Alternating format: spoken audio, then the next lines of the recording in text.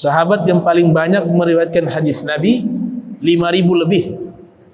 Abu Hurairah itu juga sebagian diriwayatkan, sebagian tidak diriwayatkan.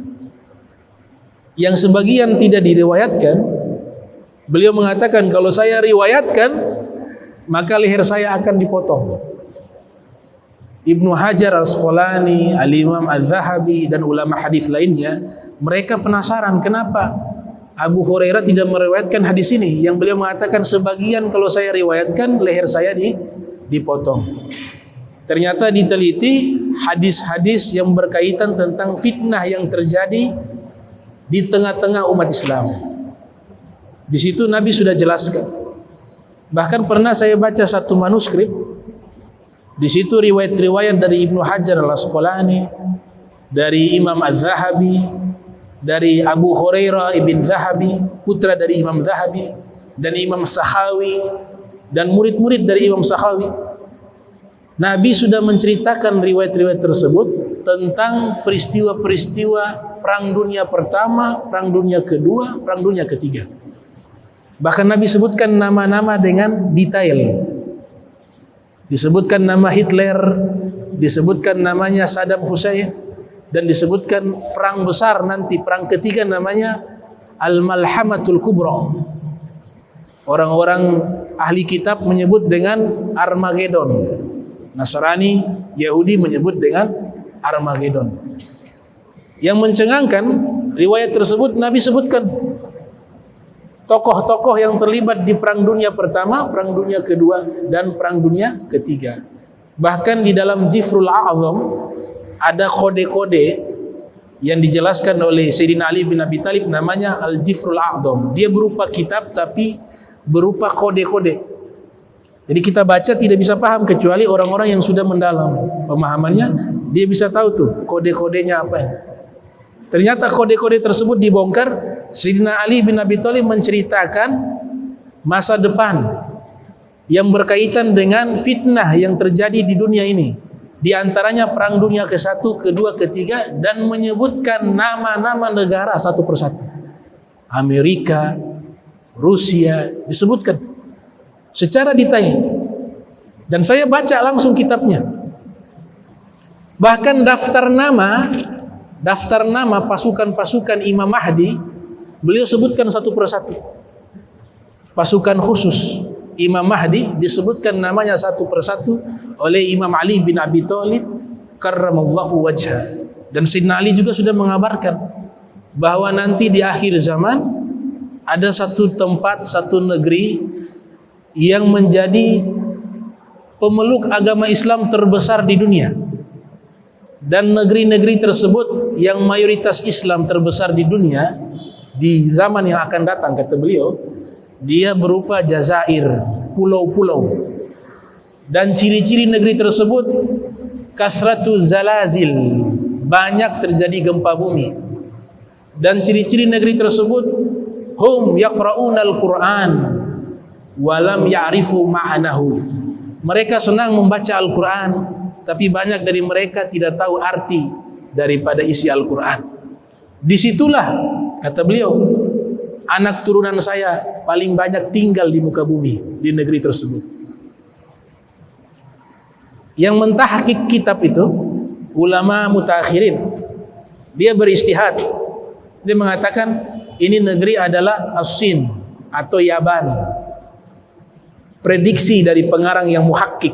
Muhakkik itu yang merevisi dan meneliti kembali kitab tersebut.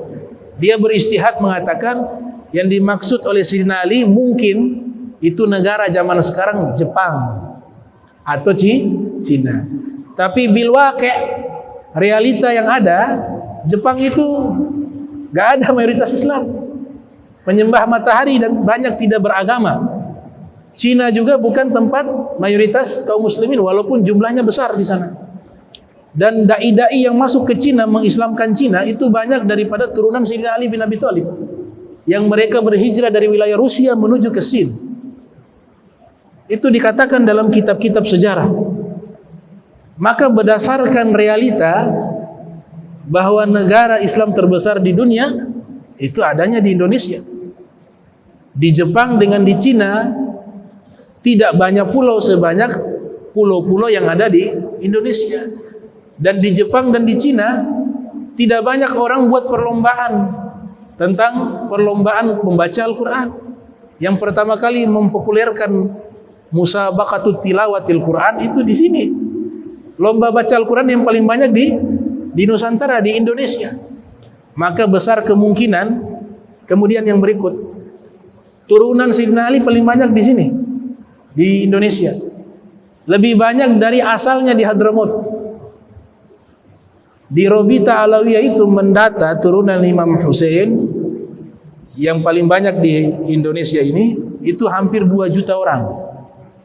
Sedangkan di Hadramaut itu hanya 400 ribu apa sekitar 400-500 ribuan di Hadramaut. Di Indonesia berapa? Hampir 2 juta orang. Itu yang terdata, belum yang tidak terdata. Jadi ucapan Sayyidina Ali yang dimaksud, negara nanti mendekati Perang Dunia Ketiga ketika satu tempat mayoritas Islam di tempat yang banyak pulaunya dan turunanku paling banyak di tempat tersebut. Itu sudah alamatus sa'ah mendekati Perang Dunia Ketiga. Dan masih banyak itu rahasia-rahasia yang dijelaskan oleh Sayyidina Ali bin Abi Thalib tentang masalah masa depan. Nah, Nabi Muhammad diberikan ilmu itu. Dalam hadis Nabi katakan, Allah mendekatkan bumi di mataku. Fara'aitu masyriqaha wa magharibaha. Fara'aitu masyariqaha wa magharibaha. Saya bisa melihat ujung bumi yang paling timur dan ujung bumi yang paling barat. Ini hadis sahih riwayat Muslim. Dalam Sahih Muslim. Dan kerajaan umatku. Coba istilah yang digunakan oleh Nabi apa? Inna mulka ummati. Sedangkan di zaman Nabi belum ada kerajaan Islam. Inna mulka ummati. Saya belum.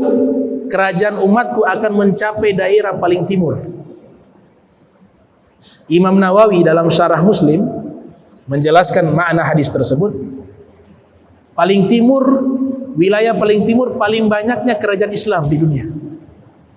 Disurvei oleh Imam Nawawi, padahal di zaman beliau tahun 631 beliau lahir, wafat 676 Hijriah, abad ke-6 Hijriah.